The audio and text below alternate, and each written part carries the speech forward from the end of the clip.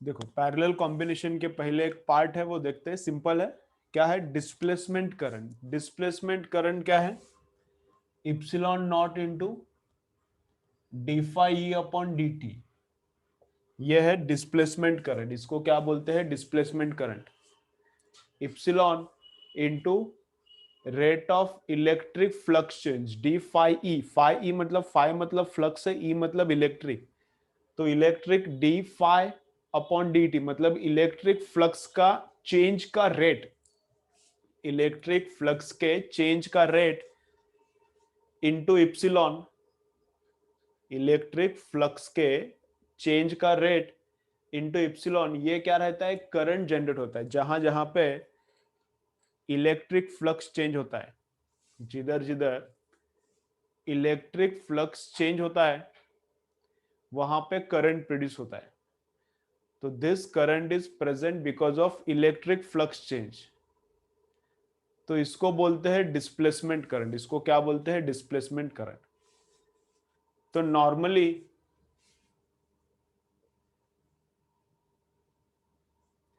Normally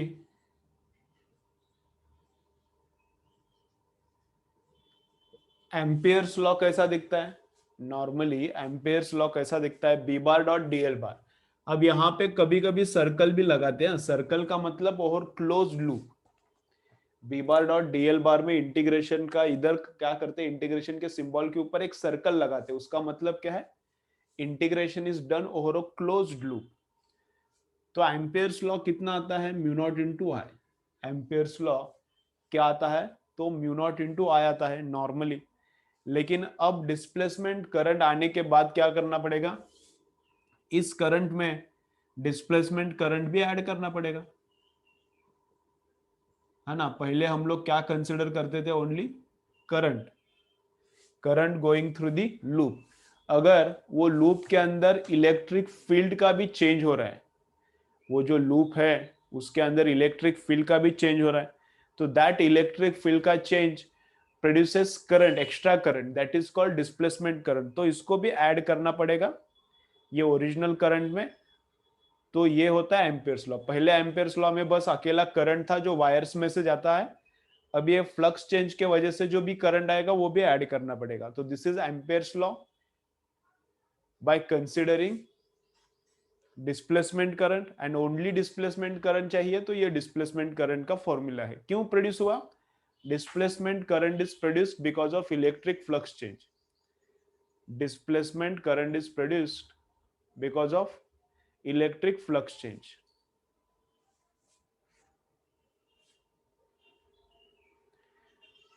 क्या है? For close loop zero क्या है? फॉर क्लोज लूप जीरो नहीं है, वो B bar dot D S bar वो जीरो रहता है।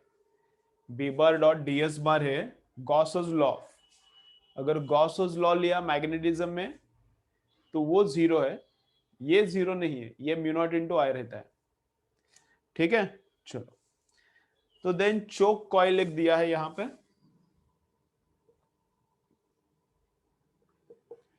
चोक कॉइल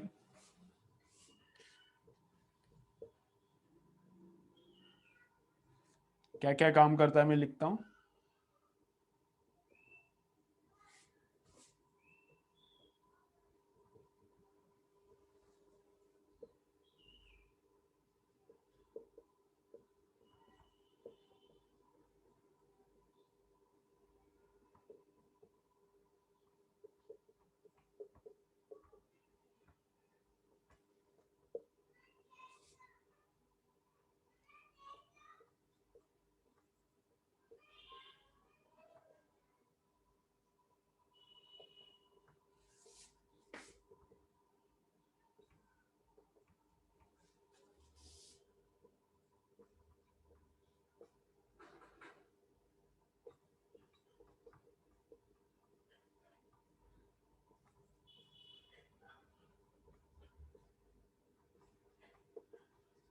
ठीक है, देखो।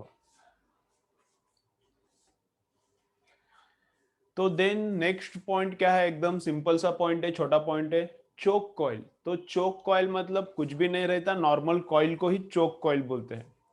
नॉर्मल एक कॉइल रहता है, कंडक्टर का, प्योर कंडक्टर का, उसको ही चोक कॉइल बोलते हैं। तो चोक कॉइल मतलब इंडक्टर है, बस कुछ नहीं है। Choke coil means what, it is inductor. तो इंडक्टर क्या करता है, इंडक्टर कंट्रोल्स एसी, तो choke coil also controls AC. तो कहां पे एसी करंट को कम करना है, ज्यादा करना है, at that point, at that place we use choke coil. Choke coil मतलब क्या है, copper wire on soft iron, soft iron रहता है उस पे कॉपर वायर। मतलब देखो ऐसा, यहाँ पे एक बल्ब है, एसी पे ऑपरेट हो रहा है, एसी मतलब एसी करंट पे ऑपरेट हो रहा है, यहाँ पे एसी सोर्स है, और इधर फिर एक कॉइल लगा दिया, इधर एक कॉइल लगा दिया,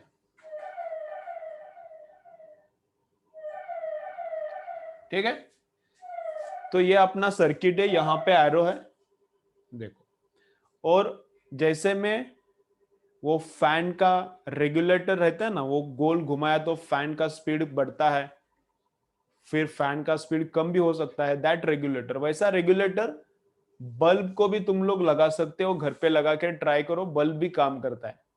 रेगुलेटर बढ़ाओगे तो बल्ब ब्राइट बनता है, रेगुलेटर कम करोगे तो बल्ब का ब्राइटनेस क्या होता है, कम होता है। कैसा वाला बल्ब, फिलामेंट वाला बल्ब चाहिए, उसके ऊपर तुम लोग काम कर सकते हो, घर पे काम करके देखो, होता है। तो रेगुलेटर में क्या होता है, रेगुलेटर में बल्ब का ब्राइटनेस मुझे कम ज्यादा करना है। तो रेगुलेटर में यहां पे क्या होता है, मैंने ये नॉब घुमाया, नॉब घुमाया तो ये एरो स्लिप होता है और इधर तक आ गया।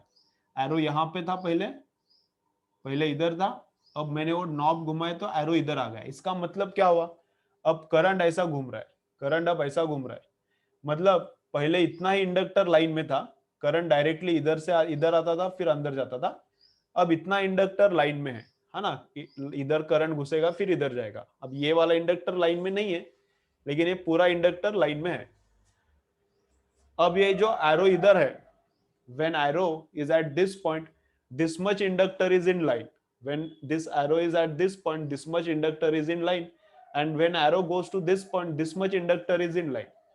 तो इंडक्टर जो लाइन में है वो बढ़ गया, तो इंडक्टर का length in circuit increases. When inductor का लेंथ इन सर्किट इंक्रीजेस,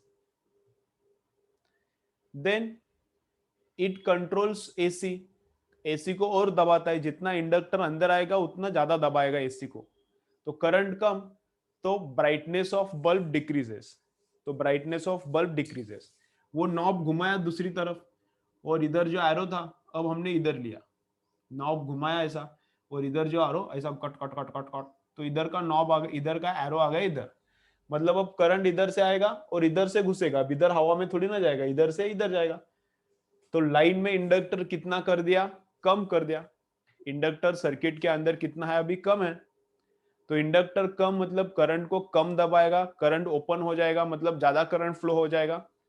तो ज्यादा करंट फ्लो होगा तो बल्ब क्या होगा, मोर ब्राइटनेस। तो we can control brightness of bulb by using this inductor. ये तो ये चोक कॉइल है, तो this is a choke coil, copper wire wound on a soft iron, copper wire wound on a soft iron.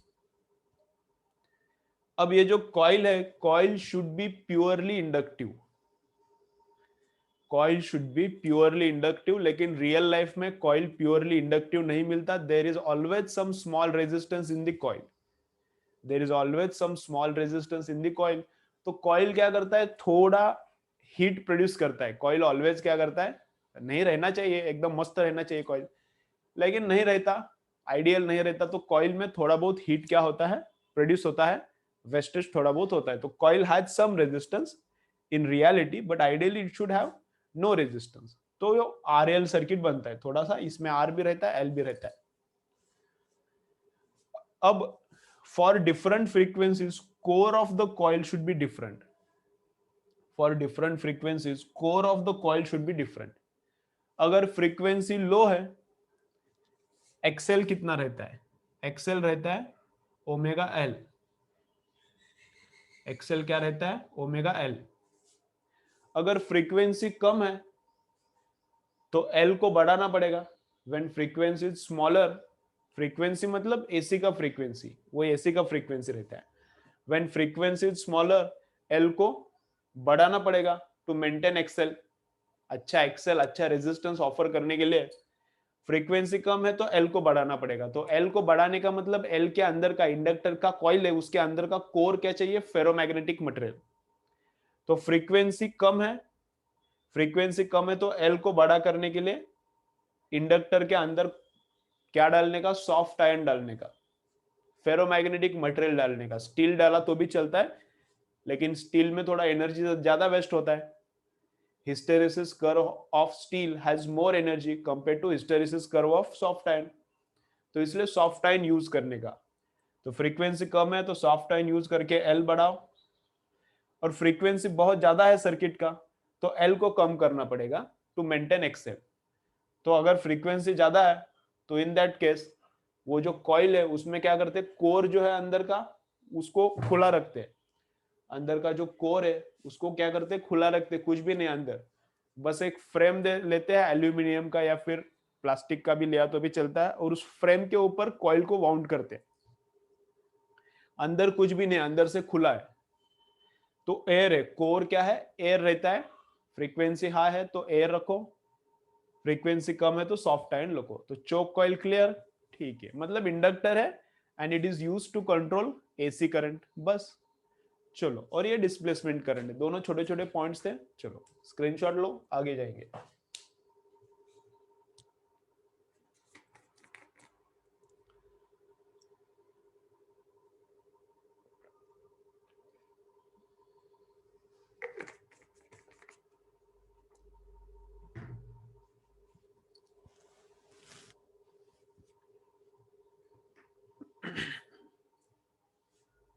ठीक है, चलो आगे जाएंगे।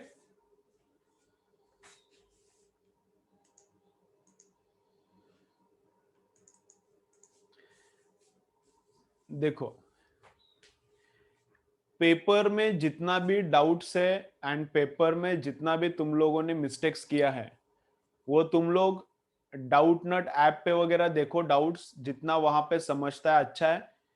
जो उधर नहीं समझता मुझे सेंड करो, मैं तुम लोगों को सॉल्व करके भेजता हूँ, उसी दिन भेजने का। आज पेपर हुआ तो आज शाम 8 बजे तक क्या करने का, मुझे भेजने का, जो तुम लोगों को डाउट है। 10-15 दिन बाद मत भेजो, ठीक है। आज 1 बजे पेपर हुआ, 1 से 2, तो रात 8 बजे तक क्या करो, मुझे डाउट्स भेजो आज के पेपर का। तुम लोगों को जितना खुद से सॉल्व होता है करो, नेट पे जितना मिलता है देखो, अगर नहीं मिल रहा तो मुझे बताओ, मैं नेक्स्ट दिन बता दूंगा, ठीक है। मिस्टेक्स पे कंसंट्रेट करना बहुत इंपॉर्टेंट है। मैं क्या बोल रहा हूं सुनो, to improve we have to concentrate on mistakes in every field. Academic field है, लाइफ में है, बिजनेस में है, और किधर है। गलती जिधर हो रहा है उधर ही इंप्रूवमेंट चाहिए, ठीक है। केटीजी में समझो अगर कल मार्क्स कम आया, समझो केस ले रहा हूं, अगर तुम लोगों को केटीजी में समझो अगर मार्क्स कम आया, तो घर जाके पूरा केटीजी पढ़ना सही है क्या, नहीं है, क्योंकि उसमें से कुछ पार्ट तुम लोगों को आ रहा है इसलिए तो मार्क्स थोड़ा आया है ना। तो मार्क्स गया किधर है, समझ रहे क्या। केटीजी में कम मार्क्स आया इसलिए घर पे जाके पूरा केटीजी वापस से पढ़ने का, ये गलत चीज है। क्या काम करना चाहिए, केटीजी में जो पेपर में मिस्टेक्स हुआ है उस पे फोकस करो, क्यों मिस्टेक्स हुआ है। प्रैक्टिस कम है क्या, फॉर्मूला किधर से नहीं मिल रहा क्या, फॉर्मूला रट्टा नहीं क्या अच्छे से, या फिर कैलकुलेशन में प्रॉब्लम हो रहा है, जो भी प्रॉब्लम हो रहा है उधर देखो। पूरा केटीजी वापस करने से वापस उतना ही मार्क्स आएगा। मैं क्या बोल रहा हूं देखो, केटीजी में अगर मार्क्स कम आए तो वापस पूरा चैप्टर करोगे, घर पे जाके थ्योरी पढ़ोगे किधर से, और एक बुक से न्यूमेरिकल सॉल्व करोगे पूरा, इससे ज्यादा बेनिफिट नहीं होगा। बेनिफिट किधर, जिधर गलती है वही देखो। तो जो पेपर में मिस्टेक्स हुआ है वही पहले सॉल्व करो, उसमें क्या आता है क्या नहीं आता, क्यों गलत हो गया ये देखो, तो मार्क्स में इंप्रूवमेंट होगा, समझ रहा है। तो इंप्रूव करना है ऑल सब्जेक्ट्स में, एनी सब्जेक्ट में इंप्रूव करना है मार्क्स को, तो जहां पे गलती हो रहा है उसको देखो ध्यान से, क्यों हो रहा है, और वो सॉल्व करते जाओ। तो अपना फिजिक्स का पेपर होने के बाद mistakes and unattempted always solve करो, अपने आप मार्क्स बढ़ेगा। लास्ट ईयर भी जिन लोगों ने ये किया है उनका मार्क्स बढ़ गया, तो पक्का बढ़ता है। मिस्टेक्स के ऊपर कंसेंट्रेट करना चाहिए, सिंपल सा लॉजिक है, तुम लोगों को उतना अकल है अभी। तो पेपर होने के बाद मिस्टेक्स एंड अनअटेम्प्टेड पक्का करने का, धीरे धीरे मार्क्स बढ़ेगा। थोड़ा मार्क्स कभी कम आता है तो टेंशन मत लो, अपना प्रैक्टिस इतना होने वाला है कि धीरे धीरे मार्क्स बढ़ेगा, लेकिन तुम लोग प्रैक्टिस करो पेपर होने के बाद मिस्टेक्स एंड अनअटेम्प्टेड पक्का करने का, ठीक है। चलो वापस आते हैं अपनी लाइन पे। अभी फाइनल है पैरेलल कॉम्बिनेशन। अभी फाइनल क्या देखना है, पैरेलल कॉम्बिनेशन। अब पैरेलल कॉम्बिनेशन के साथ मैं सीरीज भी दिखाता हूं, तो सीरीज का भी रिवीजन हो जाएगा। अब पैरेलल जितना समझता है उतना देखो, नहीं समझा तो छोड़ो, ठीक है। समझेगा, अगर सीरीज समझा है तो पैरेलल भी समझेगा, लेकिन थोड़ा फॉर्मूला और रटना पड़ेगा। चलो देखो,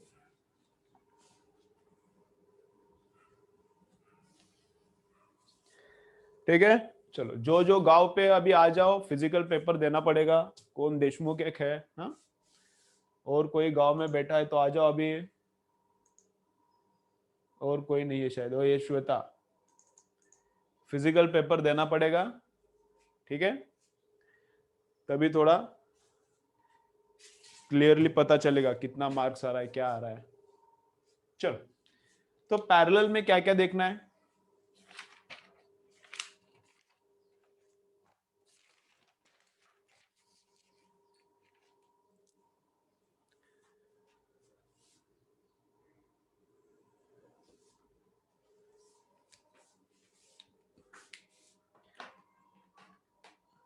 देखो, तो यहां पे सर्किट है अपना पैरेलल, ऊपर बैठा है कैपेसिटर, बीच में बैठा है इंडक्टर, और नीचे बैठा है रेजिस्टेंस। किधर भी कुछ भी हो सकता है,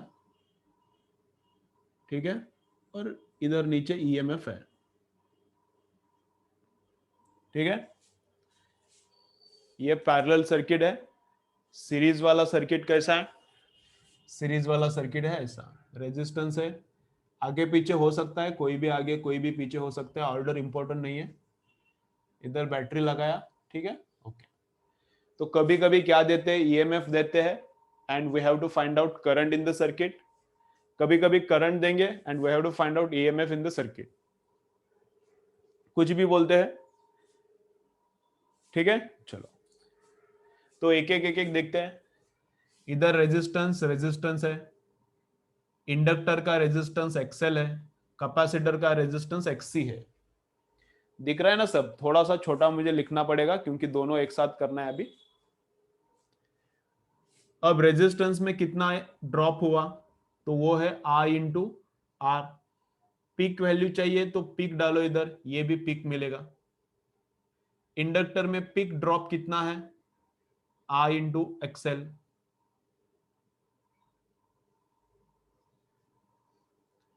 इंडक्टर में पीक पोटेंशियल ड्रॉप कितना हुआ, आई इंटू एक्सएल। कैपेसिटर में पीक ड्रॉप कितना हुआ, आई इंटू एक्सी, ठीक है, ओके। दिख रहा है ना सबको, दिखता है ना। थोड़ा सा छोटा ड्रॉ कर रहा हूं, लेकिन पेन अभी एकदम डार्क है, अभी अभी इंक फिल किया है, तो दिखेगा ऐसा मुझे लग रहा है। कोई दिख नहीं रहा तो मुझे बोलो, ठीक है, ओके। अगर पूरा ईएमएफ ड्रॉप चाहिए, पूरे सर्किट ने कितना खाया ये चाहिए, तो करंट, अभी करंट सबका सेम ही है इधर, इधर हर एक का करंट एंड पूरे सर्किट का भी करंट सेम है। तो पूरे सर्किट का ड्रॉप चाहिए तो पूरे सर्किट का रेजिस्टेंस डालो, तो आई इंटू जेड, ठीक है, ओके, अच्छा है। अब इधर क्या है देखो, यहां पे करंट सेम है फॉर ईच कंपोनेंट। यहां पे क्या रहेगा, पैरेलल है, तो EMF is same for each component. जो ईएमएफ यहां पे प्रोवाइडेड है, जो इसने खाया इसने खाया इसने खाया, सबने जो खाया हुआ ईएमएफ है वो सेम है, अभी करंट अलग है। तो यहां पे भी रेजिस्टेंस का रेजिस्टेंस ही है, इंडक्टर का रेजिस्टेंस एक्सएल है, उधर भी वही है, एंड कैपेसिटर का रेजिस्टेंस एक्सी है। अब इधर अगर रेजिस्टेंस का करंट चाहिए, यहाँ पे अगर रेजिस्टेंस, अगर यहाँ पे करंट अलग अलग है, यहाँ पे ईएमएफ अलग अलग था, हर एक का ड्रॉप अलग था, यहाँ पे करंट अलग अलग है। तो रेजिस्टेंस का करंट चाहिए तो क्या करोगे, एकदम लॉजिकल है। अगर ये तुम लोगों को लॉजिकली समझा है तो इसमें कुछ दिक्कत नहीं आएगा, एकदम इजी लगेगा। तो रेजिस्टेंस में करंट कितना है, तो ये जो रेजिस्टेंस है इसमें करंट कितना है, EMF provided divided by resistance. यहाँ पे जो पीक वैल्यू ऑफ ईएमएफ है, इधर कुछ तो मिलेगा ना, ईएमएफ का एक्सप्रेशन मिलेगा, उसमें जो पीक वैल्यू है वो डिवाइडेड बाय रेजिस्टेंस, ये आ गया peak value of current in the resistance. अब तुम लोगों को इधर का चाहिए, इंडक्टर का चाहिए, तो ई नॉट अपॉन एक्सएल मारो। तुम लोगों को कैपेसिटर का करंट चाहिए तो ई नॉट अपॉन एक्सी मारो। ठीक है, तुम लोगों को ओवरऑल करंट चाहिए, ओवरऑल मतलब इधर का करंट ना, ओवरऑल मतलब इधर का करंट, समझ रहा है।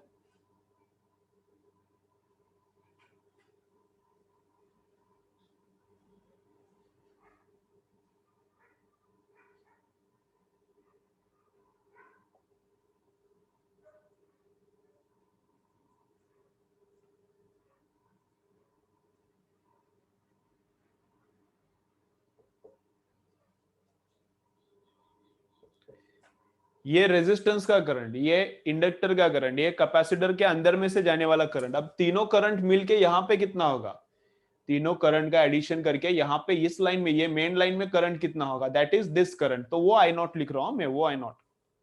तो आई नॉट का वैल्यू क्या है, total EMF upon total resistance, total EMF upon total resistance. ठीक है, तो V बाय आर करंट है, यहां पे भी V बाय आर, लेकिन पूरे सर्किट का चाहिए करंट, तो पूरे सर्किट का रेजिस्टेंस डालो Z। ठीक है, देखो अभी थोड़ा थोड़ा चेंज है। यहां पे ई नॉट कैसा रहता है, इधर सर्किट ड्रॉ करता हूं पहले, अभी यहां पे सर्किट ड्रॉ करता हूं।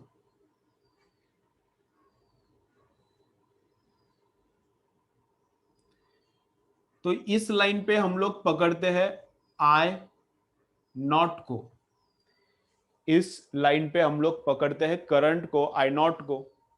तो ई आर क्या रहता है,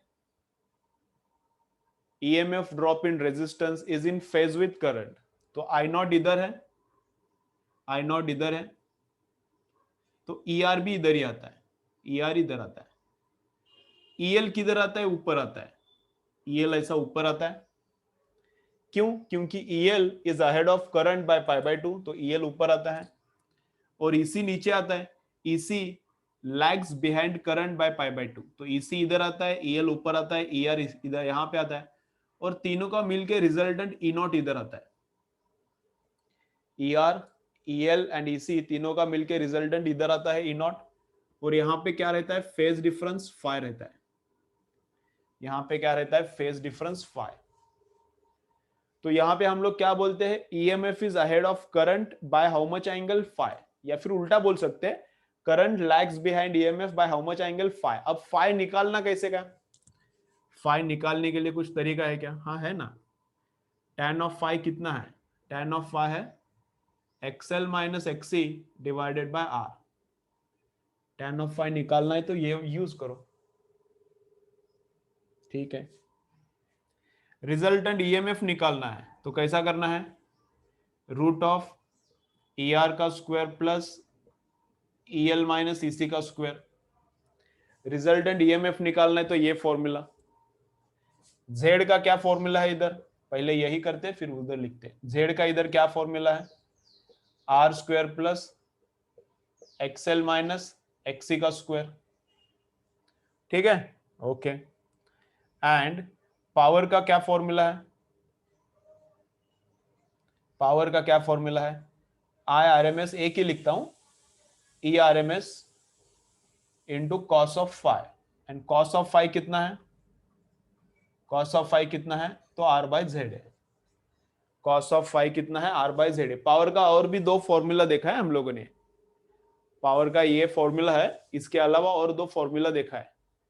ये आई इंटू वी जैसा, आई स्क्वायर आर भी लिख सकते हैं, I R M S square into Z into cos phi. Then V square by R type भी लिख सकते हैं, E R M S square upon Z into cos phi, वैसा भी लिख सकते हैं, दिखाया मैंने सब। तो ये अभी पूरा सर्किट क्लियर ऐसा है, ये अभी सीरीज वाला पूरा क्लियर। अब सीरीज में ईएमएफ का रिजल्टेंट, ईएमएफ अलग अलग है, तीनों का ईएमएफ अलग अलग है, तो ईएमएफ का रिजल्टेंट निकाला था। करंट सब में क्या था, सेम, यहां पे उल्टा हुआ है, यहां पे क्या हुआ है, चलो चलो सुनो, यहां पे क्या हुआ है, इधर current is different for each component, current is different इधर। तो यहां पे क्या है, डायग्राम इधर ड्रॉ करता हूं मैं, देखो यहां पे डायग्राम कैसा आएगा, ऐसा।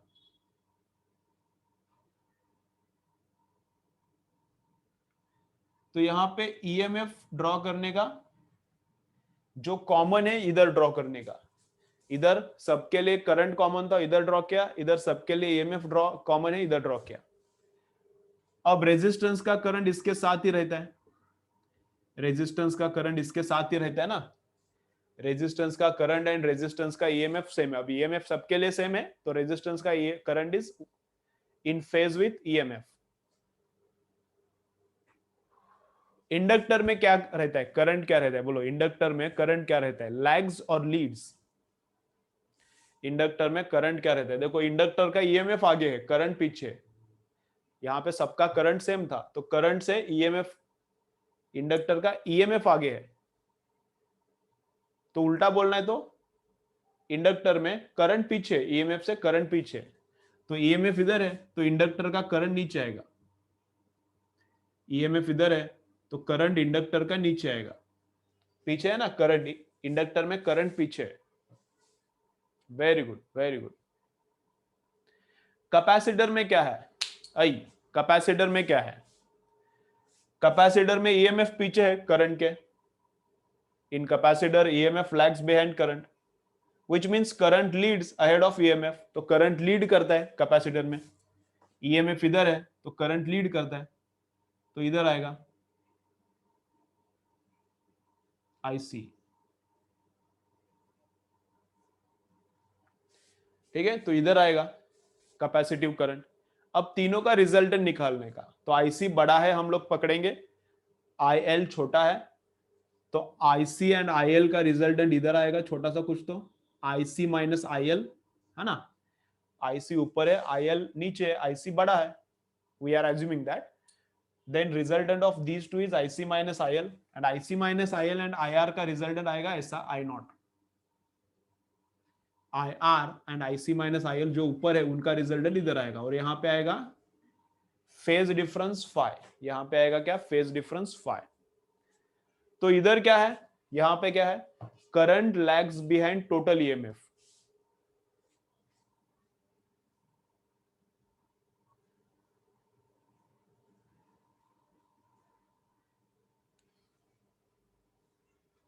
यहां पे current lags by phi angle, current lag कर रहा है पीछे कंपेयर टू ईएमएफ, इधर उल्टा है, ईएमएफ पीछे है, करंट ओवरऑल करंट है, ओवरऑल करंट आगे है, ईएमएफ पीछे, तो यहां पे EMF lags by phi angle, यहां पे ईएमएफ लैग करता है, उधर लैग कौन करता है, यहां पे करंट पीछे ईएमएफ आगे, ओवरऑल ईएमएफ, हाँ यहां पे ओवरऑल ईएमएफ पीछे, ओवरऑल करंट आगे है।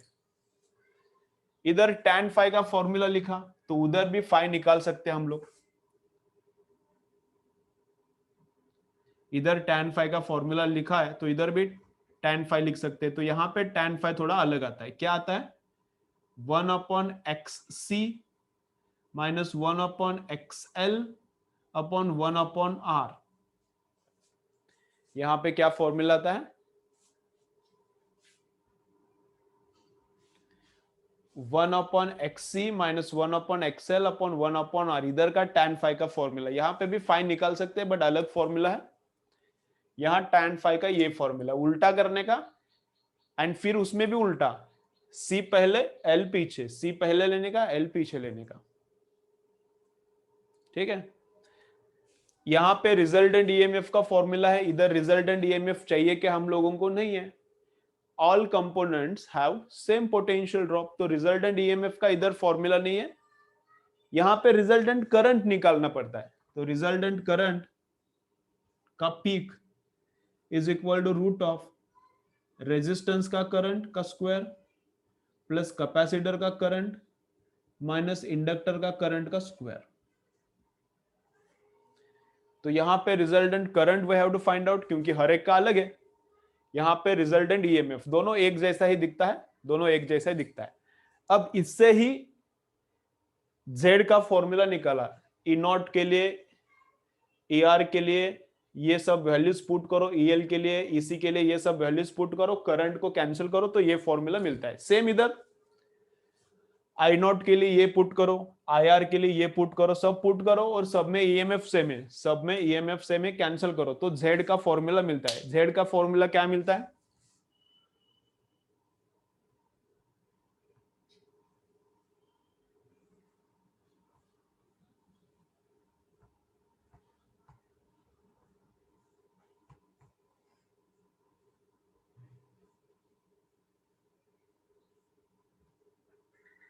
तो ये है जेड का फॉर्मूला, ये मेन करंट का। इस करंट के फॉर्मूले में ये सब करंट्स डालो, ये E by Z, E not by R, E not by XL सब डालो इसमें, ई नॉट कैंसिल करो, तो ये जेड का फॉर्मूला मिलता है। ठीक है, सब डेरिवेशन वगैरह सब बता रहा हूं मैं अभी, एकदम सिंपल है। पावर का इधर का फॉर्मूला एंड पावर का यहां का फॉर्मूला सेम है, कुछ फर्क नहीं है, बस कॉस फाई में लफड़ा है, कॉस फाई में लफड़ा है। पावर फॉर्मूला सेम, लेकिन cos phi here it is R by Z, here it is Z by R. Power का फॉर्मूला यहां पे it is R by Z, यहां पे उल्टा, सब उल्टा हुआ है, कॉस उल्टा हुआ है, tan फाइव में सब उल्टा होके बैठा है, रेसिप्रोकल सबका, जेड में भी सबका रेसिप्रोकल। ठीक है, बस आई आर एंड ई वैसा ही दिखता है, आई का रिजल्टेंट एंड ई का रिजल्टेंट वैसा ही दिखता है। tan फाइव सब उल्टा हुआ है, जेड में सब उल्टा हुआ है एंड cos फाइव में भी सब उल्टा हुआ है, और यहां पे ईएमएफ पीछे है, लैग कर रहा है, यहां पे करंट पीछे। तो इसका हम लोगों ने जैसा सॉल्व किया था, इन सेम मैनर इसका भी हम लोग सॉल्व कर सकते हैं।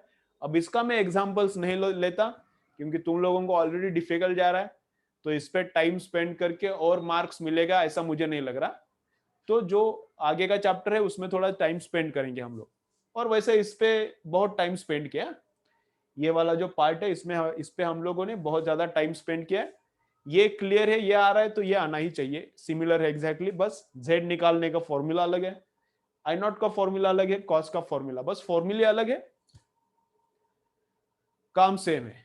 चलो सब क्लियर? चलो बोलो बच्चों, सब क्लियर है क्या? बोलो।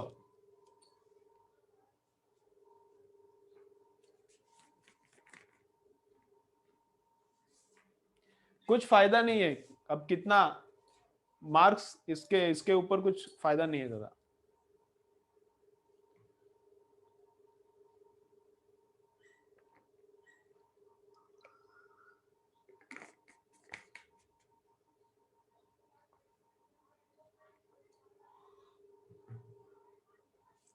इसके भी ऊपर मैं न्यूमेरिकल्स लेता हूं, लेकिन अभी कुछ बेनिफिट नहीं है, इसके ऊपर ज्यादा न्यूमेरिकल्स आता नहीं है, तुम लोगों का मार्क्स बढ़ने दो फिर मैं लेता हूं। हम लोगों को अपना मार्क्स के हिसाब से भी सोचना पड़ेगा ना अभी। ठीक है, तो ये बहुत आगे लगता है, 140 के आगे जाओगे तब ये लगेगा, तो अभी मत करो, ज्यादा टेंशन मत लो, ये तो रट्टा भी होना बहुत मुश्किल है तुम लोगों को। इधर तक करो, ये जितना होता है उतना करो।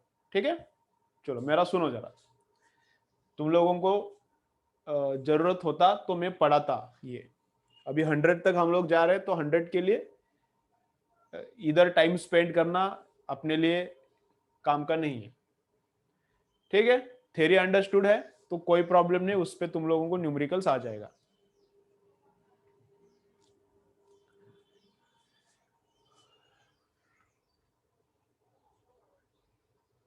चलो स्क्रीनशॉट ले लो, एक स्क्रीन पे दोनों भी क्लियर होता है। बंद करो, बंद करो, ब्रेक नहीं, इमीडिएटली ज्वाइन करो। ये वेव्स अभी स्टार्ट करेंगे, ये चैप्टर खत्म, वेव्स अभी स्टार्ट करेंगे।